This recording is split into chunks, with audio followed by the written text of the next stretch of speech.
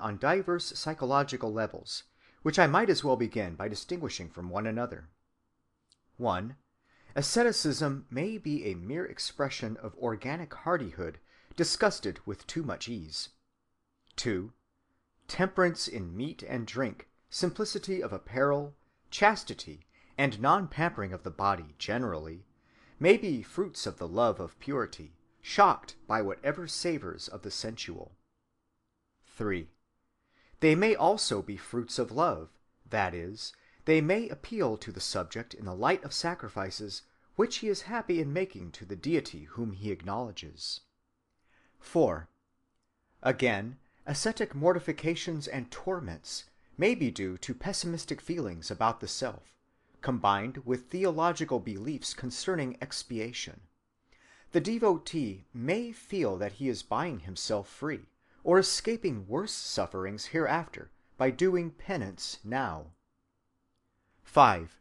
In psychopathic persons, mortifications may be entered on irrationally, by a sort of obsession or fixed idea which comes as a challenge and must be worked off, because only thus does the subject get his interior consciousness feeling right again. 6. Finally, ascetic exercises may in rarer instances be prompted by genuine perversions of the bodily sensibility, in consequence of which normally pain-giving stimuli are actually felt as pleasures. I will try to give an instance under each of these heads in turn, but it is not easy to get them pure, for in cases pronounced enough to be immediately classed as ascetic, several of the assigned motives usually work together. Moreover, before citing any examples at all, I must invite you to some general psychological considerations which apply to all of them alike. A strange moral transformation has within the past century swept over our Western world. We no longer think that we are called on to face physical pain with equanimity. It is not expected of a man that he should either endure it or inflict much of it, and to listen to the recital of cases of it makes our flesh creep morally as well as physically. The way in which our ancestors looked upon pain as an eternal ingredient of the world's order, and both caused and suffered it as a matter-of-course portion in their day's work, fills us with amazement. We wonder that any human beings could have been so callous. The result of this historic alteration is that even in the Mother Church herself, where ascetic discipline has such a fixed traditional prestige as a factor of merit, it has largely come into desuetude, if not discredit. A believer who flagellates or macerates himself today arouses more wonder and fear than emulation. Many Catholic writers who admit that the times have changed in this respect do so resignedly, and even add that perhaps it is as well not to waste feelings in regretting the matter, for to return to the heroic corporeal discipline of ancient days might be an extravagance.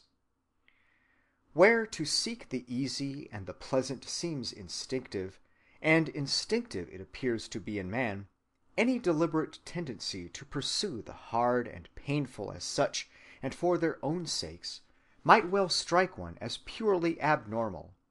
Nevertheless, in moderate degrees, it is natural and even unusual to human nature to court the arduous. It is only the extreme manifestations of the tendency that can be regarded as a paradox. The psychological reasons for this lie near the surface. When we drop abstractions and take what we call our will in the act, we see that it is a very complex function. It involves both stimulations and inhibitions. It follows generalized habits. It is escorted by reflective criticisms, and it leaves a good or a bad taste of itself behind, according to the manner of the performance. The result is that, quite apart from the immediate pleasure which any sensible experience may give us, our own general moral attitude in procuring or undergoing the experience brings with it a secondary satisfaction or distaste. Some men and women, indeed, There are who can live on smiles and the word yes forever. But for others, indeed for most, this is too tepid and relaxed a moral climate. Passive happiness is slack and insipid, and soon grows mawkish and intolerable. Some austerity and wintry negativity, some roughness, danger, stringency, and effort, some "no, no" must be mixed in, to produce the sense of an existence with character and texture and power.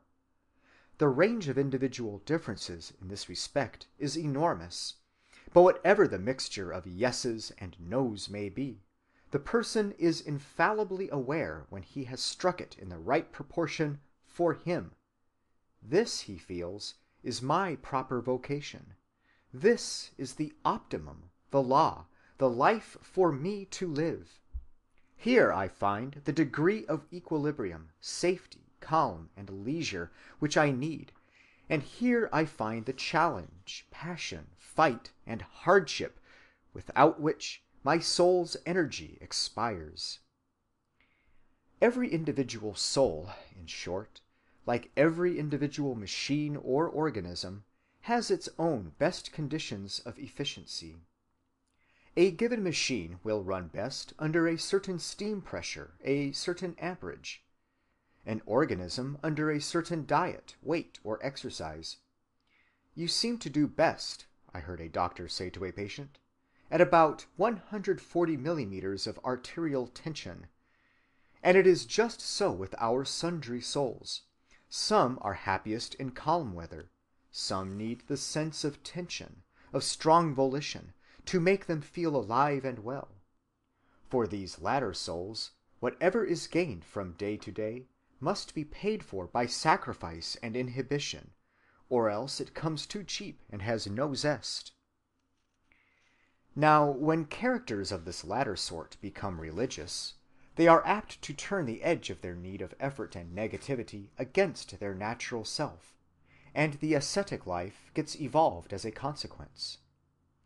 When Professor Tyndall, in one of his lectures, tells us that Thomas Carlyle put him into his bathtub every morning of a freezing Berlin winter, he proclaimed one of the lowest grades of asceticism. Even without Carlyle, most of us find it necessary to our soul's health to start the day with a rather cool immersion. A little farther along the scale, we get such statements as this from one of my correspondents, an agnostic.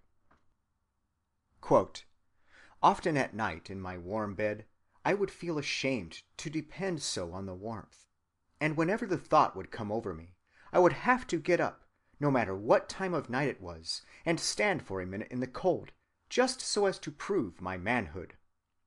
Close quote. Such cases as these belong simply to our head 1. In the next case, we probably have a mixture of heads 2 and 3. The asceticism becomes far more systematic and pronounced. The writer is a Protestant whose sense of moral energy could doubtless be gratified on no lower terms, and I take his case from Starbuck's manuscript collection. Quote, "I practiced fasting and mortification of the flesh. I secretly made burlap shirts and put the burrs next the skin, and wore pebbles in my shoes. I would spend nights flat on my back on the floor without any covering." Close quote. The Roman Church has organized and codified all this sort of thing, and given it a market value in the shape of merit. But we see the cultivation of hardship cropping out under every sky and in every faith as a spontaneous need of character. Thus we read of Channing, when first settled as a Unitarian minister, that, quote, "he was now more simple than ever, and seemed to have become incapable of any form of self-indulgence.